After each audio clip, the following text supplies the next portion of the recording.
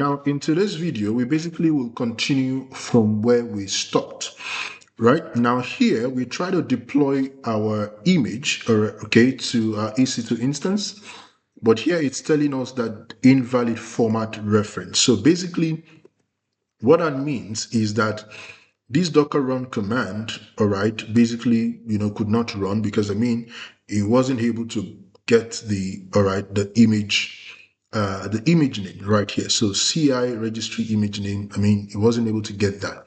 Okay, so that is basically what the problem is. So how do we solve these, issue? How do we basically resolve this? Now, one thing that we can actually do is that we can go under this variable session, all right, and just put image name, all right, image underscore name, and then we can actually just use, this here. Okay, so we can copy this like this. Of course, this is a global, all right, variable, but we can do that. Okay, so we can copy this, all right, and then we can pull that here like this. Okay, now this is basically global within, all right, our pipeline, and of course, this is also a predefined variable. Okay, but now one thing I want us to do basically, all right, is to leave this as is, right? We're not going to remove it. It's a global variable, okay? And basically, I believe this is the problem that we have, basically, right? So this particular thing here is what is giving us, all right, issue. The version is not available despite the fact that we actually, exported it out right here using what we got, all right, from this build phase, okay? So we didn't, we exported it here, but of course it wasn't working. Now, what can we do actually? Now, look at something. Assuming you have like 10 jobs, right? This right here will not be more like a sustainable approach, okay? So if you have 10 jobs or you have like 20 different jobs that you want to run, you can't have these, command substitution for every job. So is there a way we can actually make these, more global, right? We want the version to be available in any job, actually, right? Without us having to, basically reference the file every time like this. Actually, there's another artifact, all right, that you can actually use, which is called reports. So what we can do here is that instead of putting path here, we just basically say report, okay? And then here, we basically just change this to something, all right, else. And that is basically using .env. So basically like, a dot environment variable kind of a thing. So we can put build, all right, .env right here. And so this echo command that we have here, all right, the echo command that we have right here, okay, will actually, have to change basically, okay? So that echo command will have to, all right, it will have to change. So we can use, what we have here like this again. So we're going to remove this, all right? So we're going to remove this and then we're going to basically say, all right, something like this. Now, echo. Now, when you're using your echo command, you must make sure that you put it right in your, double inverted comma, basically, okay? So here we're going to say version, all right? So let's put that in capital, all right? Version equals, okay? And then we put it like this, and then we say version, all right? So basically, we're echoing version. So version is another variable, all right? And then we're passing that, all right? We're passing basically this one that we exported here, right? The value here, we're passing that into another version here. And then right here, we're going to say something like this, okay? Basically, we're putting that into small letters, build.env, okay? So this version, we're echoing that out, all right? So whatever it is that is right here, we're passing that into this build.env, okay? So that's what we're doing basically. So we're going to be able to reference this version, all right, just anywhere now. Now here in our push image, we really don't need, all right, to basically, export anything out, all right, again. That is no longer, all right, it's no longer necessary. So here, I can actually just remove this, okay? I don't need that again. So let's watch what happens. I can actually just remove that. It's not necessary anymore. And then I can also remove these, all right, as well. So that's not also necessary anymore. Because with what I have done now, with using this report, all right, keyword with the artifact, all right, that we have here. So what we have basically done now is to basically make the, all right, version variable global. So any job, all right, can use it. We don't have to, do cat and, substitute the commands and all of that, right? With this now, the version, all right, what is in that version file basically has been passed into an environment variable, all right, using the reports, all right, keyword under the artifact, all right, and now it becomes globally available. So any job that we have that needs to reference this version will be able to do that, all right, technically without any kind of issue.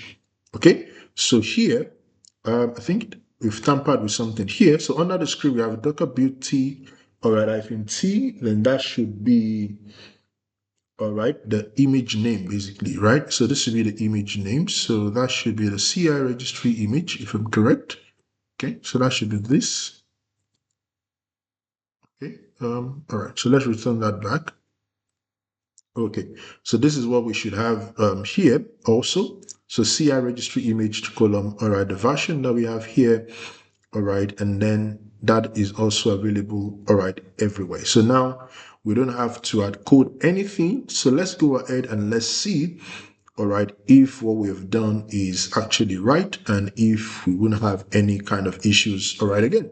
So I'm going to commit this, okay, so git commit -am, all right, so let's just say that env, all right, deployed, basically, it's just something there, and then let's push, okay, to our repository now, and let's see, all right, what happens now. So I'm going to click on the pipeline.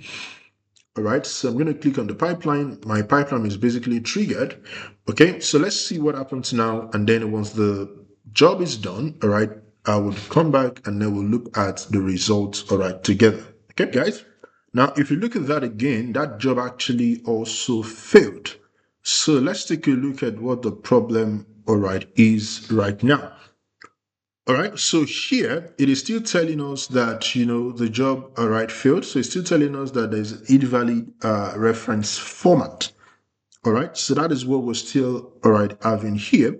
Now, one thing I will need to show us here is that now let's remove these needs.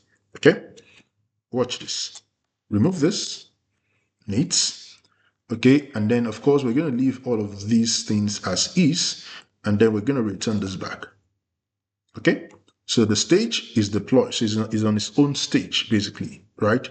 But it doesn't need to depend, all right, on this one. Okay, so let's see now what happens, all right, with this. So we remove the needs, all right, and we just want to leave everything as is. All right, so let's see what happens now, all right, if everything is going to work as expected. So guys, let's try this. So basically what we did was to do what?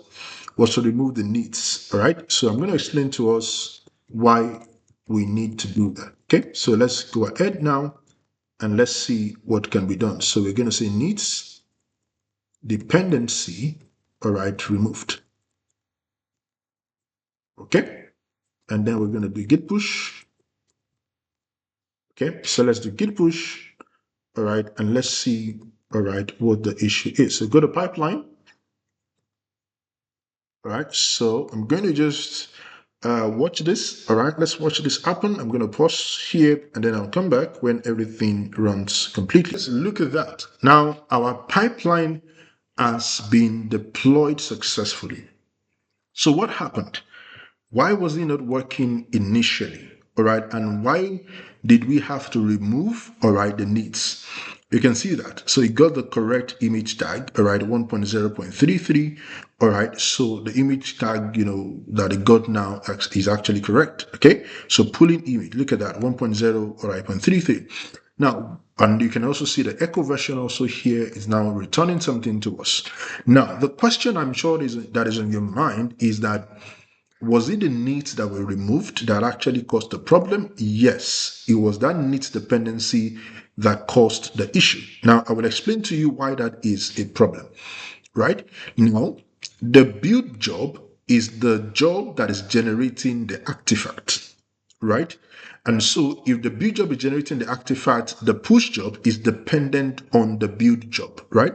Now, what the needs actually do for us, if you're using the needs keyword, all right, is basically that whatever it is that this guy, all right, generates, the build job generates, it is automatically made available, all right, to the next job that depends on it. Right? Now, if I come to the deploy and I say that the deploy is dependent on the push job, now the push job, all right, is not producing, all right, any artifact. Okay. So now if I'm using these versions here like this, right? What I'm basically saying, all right, in effect, is that this version here should be fetched from, all right, the push job.